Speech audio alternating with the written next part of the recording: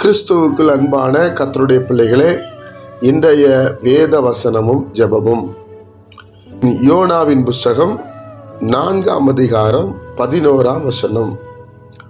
வலது கைக்கும் இடது கைக்கும் வித்தியாசம் அறியாத 120,000 பேருக்கு அதிகமான மனுஷரும் அநேக மிருக ஜீவன்களும் இருக்கிற மகா நகரமாகிய நினிவேக்காக நான் பரிதபியாமல் இருப்பேனோ என்றார்.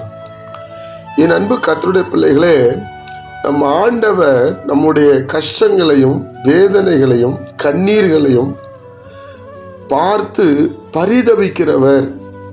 நம் ஆண்டவர் நம்மை பார்த்து பரிதபிக்கிறவர். அவர் ஜனங்கள் இப்படியெல்லாம் இருக்க வேண்டும் என்று உண்டாக்கினது உண்மை.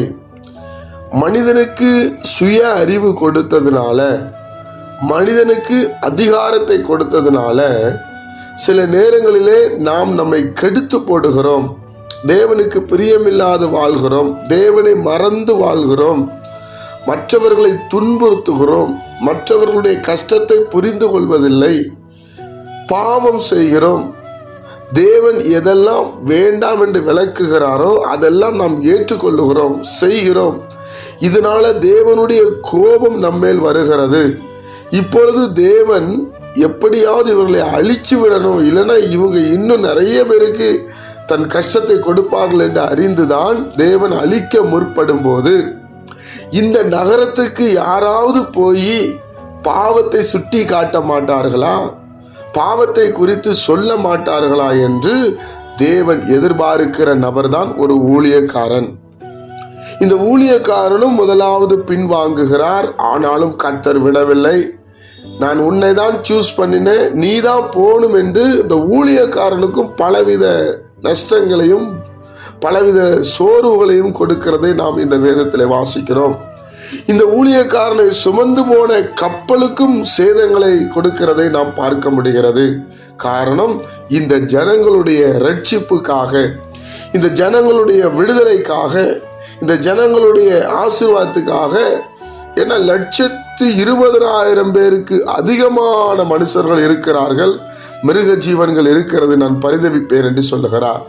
என் அன்பு கர்த்தருடைய பிள்ளைகளே, ஆண்டவர் எப்பொழுது யார் மேல் இரக்கம் வைப்பார், யார் மேல் இரக்கம் வைக்க மாட்டார் என்பது நமக்கு தெரியாது.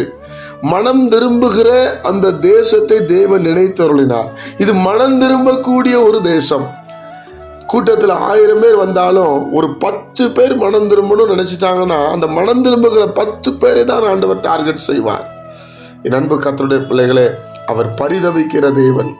நம்முடைய கண்ணீரை, நம்முடைய வேதனை, நம்முடைய கவலை, நம்முடைய துக்கம், நம்முடைய துயரம் எல்லாவற்றையும் அவர் பரிதபித்து நம்மளை உயிர்ப்பிக்கிற தேவனாக இருக்கிறார்.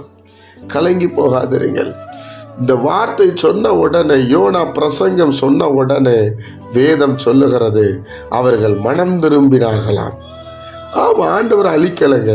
நம்ம வாழ்க்கையில இந்த மனம் திரும்புதல் மாத்திரம் நம்ம இடத்துல இருந்ததுன்னு வைங்களேன், நிச்சயமாக நான் சொல்லுகிறேன், நம்ம குடும்பம் ஒரு நாள் வறுமையாய் போகாது. ஜெபிப்போமா?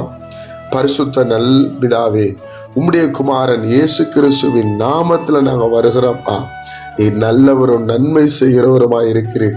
எங்களை பார்த்து பரிதபிக்கிற தேவன், எங்க கஷ்டங்களை பார்த்து பரிதபிக்கிற தேவன்.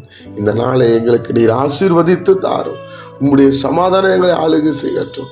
ஒவ்வொரு பிள்ளைகள் மேலும் உடைய கரம் இறங்கட்டும் என்று ஜெபிக்கிறேன். தாழ்த்துகிறோம், அர்ப்பணிக்கிறோம். இயேசுவின் மூலம் பிதாவே, ஆமென்.